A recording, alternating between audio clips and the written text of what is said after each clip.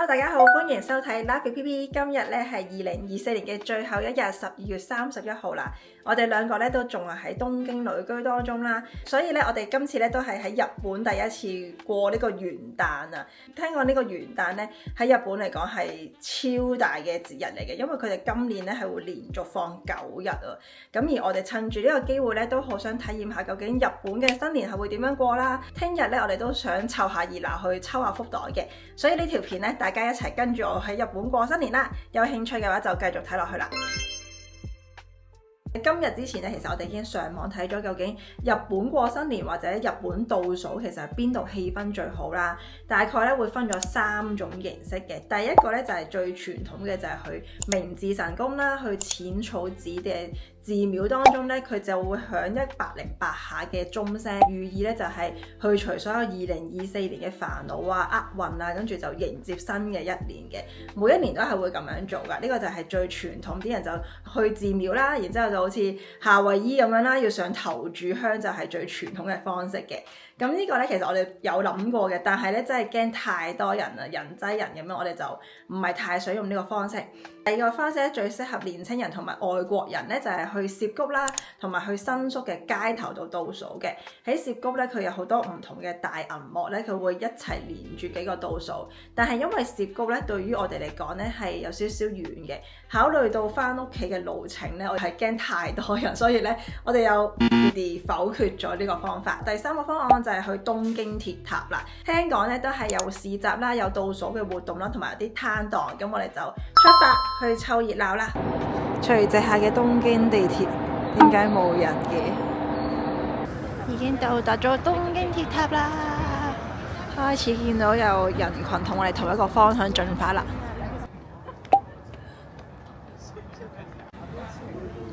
而家事情係咁樣嘅，頭先去咗東京鐵塔底下呢，其實佢係唔俾入去嘅，即係亦都冇活動喺嗰邊喎。係 close 個保安講 close。我哋係以為可以上去或者樓下係有得一齊倒數。咁而家呢，我哋就跟咗呢群人，但係火儀嘅方向都係向住呢個公園發展，咁我哋就諗住去望一望。有 feel 啊呢度。有咩 feel 啊？咪呢度咯，咪就係話呢度咯。有啲市集啊，攤檔仔啊，有煙嘅。其實喺呢度啦。果然呢群人係信得過，幾驚佢哋係撤離去地鐵站。我哋仲聽到後面嗰堆人話今日冇倒數活動。我哋嚟到呢個真相寺啦，新派加傳統係一次我可以享受到嘅，因為傳統嘅寺廟就喺度啦，然後新派嘅東京鐵塔咧就喺右手邊，所以咧其實呢一度咧都係一個非常之熱門嘅倒數活動嘅，越嚟越熱鬧咯。開始聞到酒味。呢個就係敲鐘啊！好靚喎！好大個喎！然之後啲群人就係圍住個鐘啊！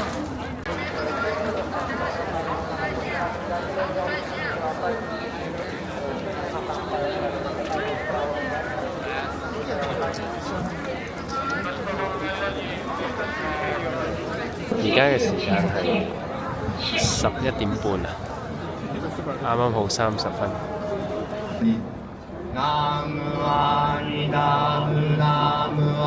10秒でございます。4、3、2、1。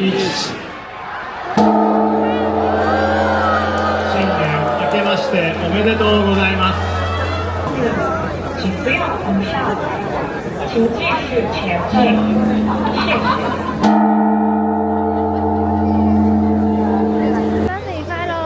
新年快樂 ，Happy New Year！ 頭先就係用呢個日文度，好似由5開始咯，其實都冇10咯。我都唔知啊。4、3、2、1，跟住佢就敲第一下。我淨係聽到遠方有人講10秒，跟住台上面嗰個主持咧，佢就咁就3、2、1，跟住就敲第一下啦。好，跟住就耶完。其實現場咧最近鐘聲嘅人群咧係唔會倒數同埋唔會嗌出聲咯，所以係另一種體驗咯。同埋其實咧，原來係可以上去敲嘅，即係原來有一條隊咧係可以俾你排隊上去敲。咁排到第100下鐘聲咧就冇得排啦，所以而家咧我哋就聽到係21至30下嘅，跟住個隊咧就 keep 住就有人上去咁樣咯。我哋聽到20零下，我哋而家就決定走啦。因為太多人啦，我哋要撤退啦。祝大家新年快樂，身體健康。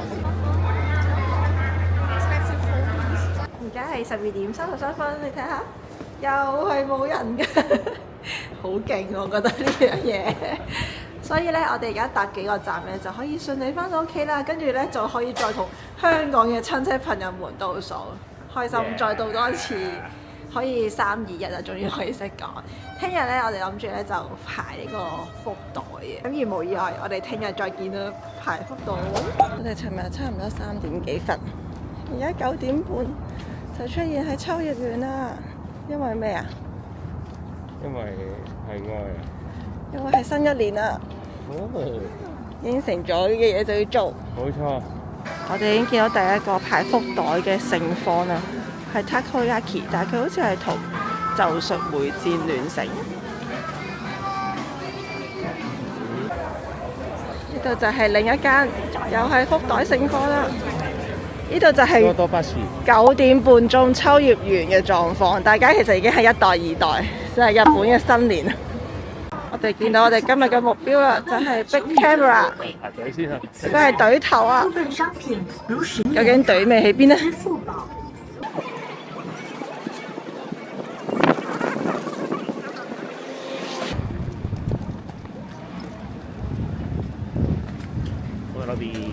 而家係9點43分，佢係10點先開賣嘅。一齊睇下我哋等到幾點啦？行得啦，而家我哋10點鐘啦。ビッグトネルスイカカードでのクレジット払いをご利用で通常ポイントに加え最大1萬ビッグポイントプレゼント。唔知上到幾多樓啦？已經上到6樓啦。都仲未係。都仲未停啊，仲係繼續上緊啦。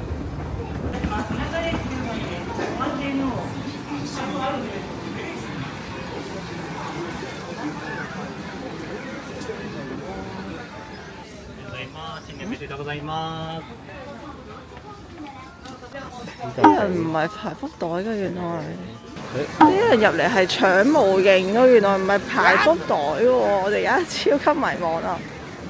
原來福袋喺樓下，不過咧佢個玩法係勁奇怪，一陣同大家講。我哋最終咧係冇買到 Big Camera 個福袋，因為咧原來佢嗰個福箱咧係咁玩法，即係譬如我要 iPad， 我就同佢講我要34號，然之後我要隻錶，我就直接同佢講係咁樣玩咯。但係咧你就唔可以揀入面錶嘅型號啊 ，iPad 嘅型號，應該係咁樣玩嘅。係用一個平啲嘅價錢買嗰 set 嘢嘅啫。冇錯，所以咧我哋就冇乜嘢特別想要，啲剃鬚刀啊、美容儀都唔使啊，按摩槍都唔使，所以我哋就最終決定唔買啦。最終竟然係白排一趟，真係多謝爸爸咁早起身啊！真係辛苦。都係 Sanrio。之後呢度咧係 Pokemon 卡嘅福袋啊！係分咗1萬yen同埋3萬yen，呢個都幾多人排隊喎。除咗福袋，仲有不幸袋，有冇人買？我哋終於買第一個福袋啦！翻嚟呢個買章魚小丸子福袋，我哋而家太好笑啦！係。呢個福袋入面有啲咩嘅咧？就係一包飯薯啦，同埋有3張呢一個換領券啊！我哋而家即刻換章魚燒食。2張。有2張券，再加埋啲優惠券，每個月都有優惠。而家係11點24分，好多嘢都買晒啦。呢間 Yodobashi 咧，其實都係一樣玩法，即係譬如你係要買 mon 嘅，就同佢講你要邊一個咯。跟住而家暫時就淨係仲有呢3個喺度。大家以為我哋係咪買完呢個 Takoyaki 福袋就諗住完咗條片冇咗件事咧？當然唔係啦，因為咧今日事隔咗幾日咧，我終於收到我第一個福袋，係個福盒嚟嘅。今次嘅福袋體驗咧都幾得意嘅。首先第一樣嘢咧，原來福袋係要抽啦，即係10月11月份咧，好多各大嘅品牌咧就已經係要人哋抽獎嘅，咁所以當日1月1號咧，其實啲人唔係去排福袋，係直接攞福袋咯。第二樣嘢咧就係原來好多都會已經俾你知道究竟係入面有啲乜嘢啦，或者就好似 Big Camera 咁係你想要 iPad 嘅，你想要藍牙耳機嘅，你就淨係買呢一類型嘅福袋。所以咧，我覺得都唔好玩。第三個類型咧，就後尾咧，我哋見到好多秋葉原嘅鋪頭入面咧，都係買一個動漫嘅福袋啦，即係譬如可能係佢特別有啲咩 figure 喺度嘅，所以咧我哋又唔係特別好想要呢一種嘅福袋，我哋係想要啲可能即係電器類啊，或者咧真係好中意嗰個品牌嘅，所以我就買咗我而家手上呢個福袋啊，就係Gelato Pit 嘅福袋，係成個盒咯，因為咧我係好中意佢呢個睡衣品牌啦，每一件睡衣我都好中意同埋好想擁有，同埋咧入面咧係真係唔知咩嚟，我就知入面會有5件佢 products 嘅嘢咯，所以我哋而家一齊嚟開箱，好開心啊！連我自己都唔知係咩嚟，